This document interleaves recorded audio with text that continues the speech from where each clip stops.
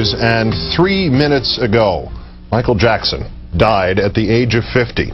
The world-famous entertainer, certainly as famous as anyone else in entertainment on the planet. And that has been true for most of the last 30 years, minimally. A figure known in this country and in others with ever-increasing volume and perhaps ever-increasing controversy. From 1969 till this day, Michael Jackson died this afternoon after cardiac arrest in Los Angeles.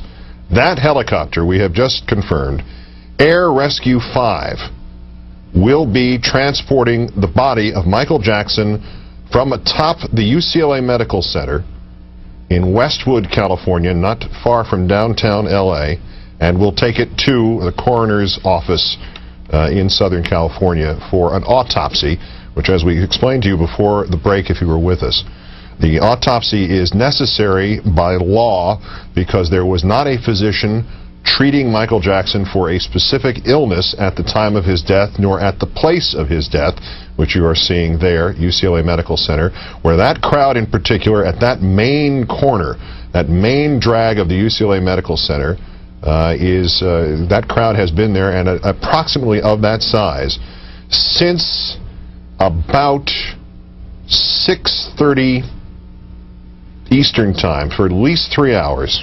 That crowd has been there. There's the helicopter, the Sheriff's Department, LA Sheriff's Department, Rescue 5. So the timeline we have of the events of this day, sometime between 12:20 and 12:30 prevailing local time in Los Angeles, a 911 call was made from the home, the temporary home, the rented home of Michael Jackson, saying that he had collapsed. We don't have any particulars. We don't know what was exactly said. We don't know how his condition was described. We do know that by the time paramedics got there, they were told he was not breathing, and they could see rather quickly that this was the case. Attempts at resuscitation were made on the scene, and probably by about 12:45 or so, the decision at the latest, 12:45, the decision was made, maybe a little later than that, to get him to the nearest medical facility, the UCLA hospital, that vast medical center, and he was transported there by ambulance. We've seen videotape of that.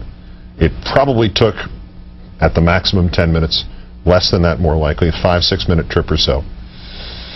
Whereas Jermaine Jackson, the brother of the late entertainer, as that helicopter is now taken off, containing the body of Michael Jackson, on its journey here, not a final journey, I'm sure the funeral itself will get this kind of wall-to-wall coverage on all the networks.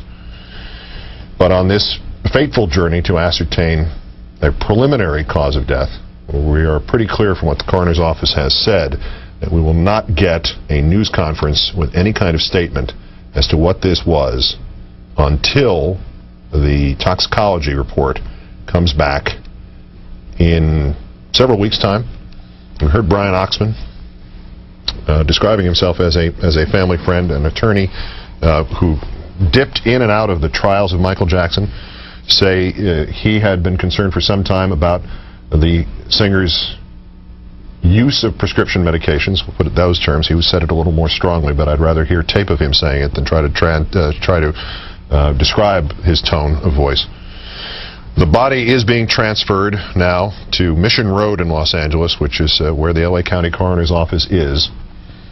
An autopsy is expected to be done tomorrow to make sure there is no immediate evidence, I assume, of foul play or contagion.